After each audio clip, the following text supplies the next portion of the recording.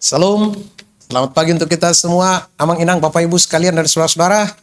Selamat berjumpa dengan saya Pendeta Pontius Regar untuk renungan hari ini. Kita berpantun dulu. Jalan-jalan ke Celilitan, singgah sebentar beli kemeja. Hari Sabtu banyak kesibukan, besok anak Tuhan harus ke gereja. Sebelum kita mendengar firman Tuhan hari ini, marilah kita berdoa. Kasih karunia dan damai sejahtera dari Tuhan Allah Bapa kita, dan dari anaknya Tuhan Yesus Kristus, kiranya menyertai dan menguatkan hati saudara untuk mendengarkan firman-Nya pada pagi ini. Amin. Saudaraku, saudara yang terkasih, firman Tuhan yang menyapa kita pada hari ini adalah tertulis dalam kitab Yudas pasal yang pertama ayat 3. Demikian firman Tuhan.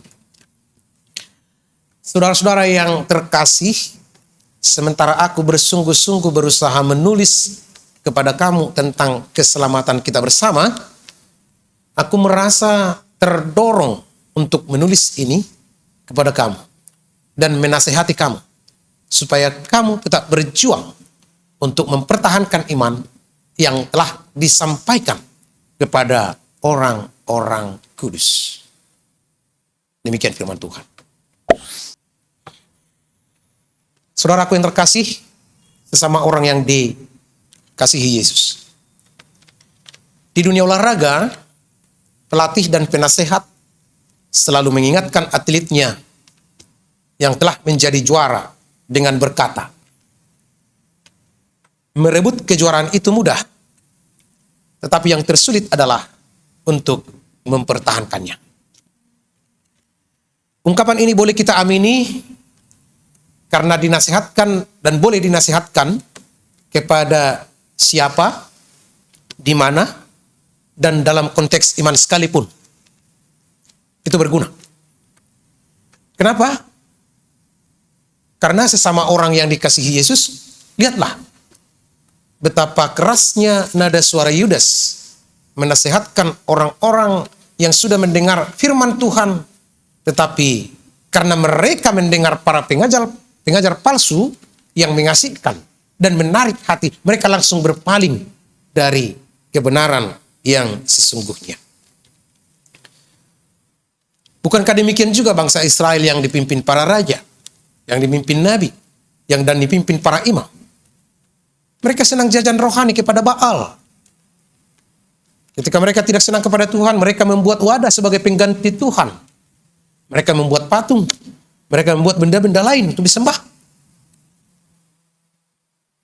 Pada zaman Yudas, orang-orang percaya sudah disuguhkan pengajaran Yesus yang benar. Tetapi mereka lebih suka jajan rohani kepada pengajaran palsu yang lebih menarik hati. Karena pengajaran palsu itu tidak pernah mengingatkan tentang konsekuensi akibat perbuatan jahat. Pengajaran palsu itu sering melegalkan perbuatan jahat dengan dalil bahwa kita telah ditebus. Ini sangat-sangat mirip dengan pengajaran nabi palsu yang dihadapi oleh Nabi Yeremia terhadap rivalnya seperti nabi palsu yang bernama Pasur dan Hananya. Saudaraku yang terkasih, sesama orang yang dikasihi Yesus, kegamangan keyakinan orang-orang kudus masa kini sedang diuji. Kita sedang diuji oleh banyaknya penderitaan dan pergumulan yang kita hadapi.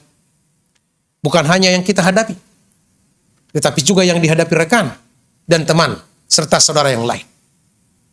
Di negeri tercinta kita Indonesia, yang menurut sebagian orang sebagai bangsa paling toleran, ternyata sangat tidak toleran. Bangsa kita disebut bangsa paling agamis atau paling religius, tetapi ternyata faktanya kita adalah bangsa yang buruk dalam memelihara toleransi. Belum lagi untuk mendapatkan kursi dan jabatan, seorang Kristen bisa digoda imannya dengan tawaran ditinggalkan. Kalau kamu meninggalkan, maka kamu akan mendapatkan jabatan itu. Lagi dan lagi, seruan Yudas ini mengingatkan kita untuk kuat bertahan dan berjuang mempertahankan iman kepada Yesus Kristus. Lalu agar hal itu terjadi, biarlah Roh Kudus Tuhan yang selalu melindungi dan memelihara hidup kita. Karena hanya oleh perlindungan dan pertolongan Tuhan, kita bisa bertahan dari gempuran zaman, gempuran godaan pihak lain, gempuran keinginan kita. Oleh karena itu saudaraku, kuat dan bertahanlah serta bersembunyilah di balik batu karang yang teguh, yaitu Yesus Kristus Tuhan kita yang menjadi benteng keselamatan kita. Amin. Kita berdoa. Allah Bapa di surga dalam Kristus Yesus, kami mengucap syukur kepadamu Tuhan, karena pagi ini Tuhan mengingatkan kami, di mana Yudas menuliskan nasihatnya kepada jemaat tempo dulu, sekaligus untuk kami masa kini, untuk kuat dan bertahan dalam iman yang telah diimani meskipun mendapatkan gempuran-gempuran, godaan-godaan dari dunia ini. Bisa dari pemahaman agama lain, dan bisa juga karena gempuran teknologi, era digitalisasi yang semakin marak. Kami bisa digoda untuk tidak setia kepada Tuhan. Tetapi hari ini kami diingatkan, surat yang dituliskan Yudas adalah sangat perlu untuk kami baca-baca. Dan firman Tuhan yang ada dalam Alkitab, itulah yang akan kami baca-baca supaya kami bisa berjalan sesuai dengan kehendak. Bapa di surga, Bapa yang baik, kami berdoa, kiranya Tuhan memberkati seluruh umat yang percaya dimanapun mereka berada, dan memberkati segala pekerjaan usaha dan aktivitasnya hari ini. Kami juga berdoa buat pemimpin negara kami dan negara kami supaya tetap aman dan sentosa. Kami berdoa buat seluruh pemimpin gereja untuk tetap mewartakan kabar sukacita dan kebenaran. Kami berdoa buat seluruh jemaat-Mu, kiranya Tuhan memberkati mereka. Kami berdoa buat jemaat-Mu yang sedang sakit, dimanapun mereka berada, di rumah atau di rumah sakit, kiranya Tuhan memulihkan mereka. Bapa di surga, banyak sekali tantangan dan gempuran-gempuran yang bisa menggoyahkan iman kami. Tetapi terima kasih firman-Mu mengingatkan kami supaya kami berlindung di batu karang yang kokoh, yaitu Kristus Yesus Tuhan kami. Terima kasih Tuhan, berkati kami, berkati seluruh orang percaya hari ini melakukan aktivitasnya, karena kasih sayang-Mu dalam Kristus Yesus Tuhan kami. Anugerah Tuhan kita Yesus Kristus, kasih setia Allah Bapa, dan persekutuan dengan Roh Kudus menyertai saudara-saudara sekalian. Amin.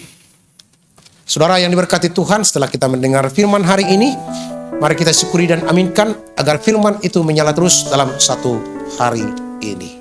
Selamat berkarya, Horas.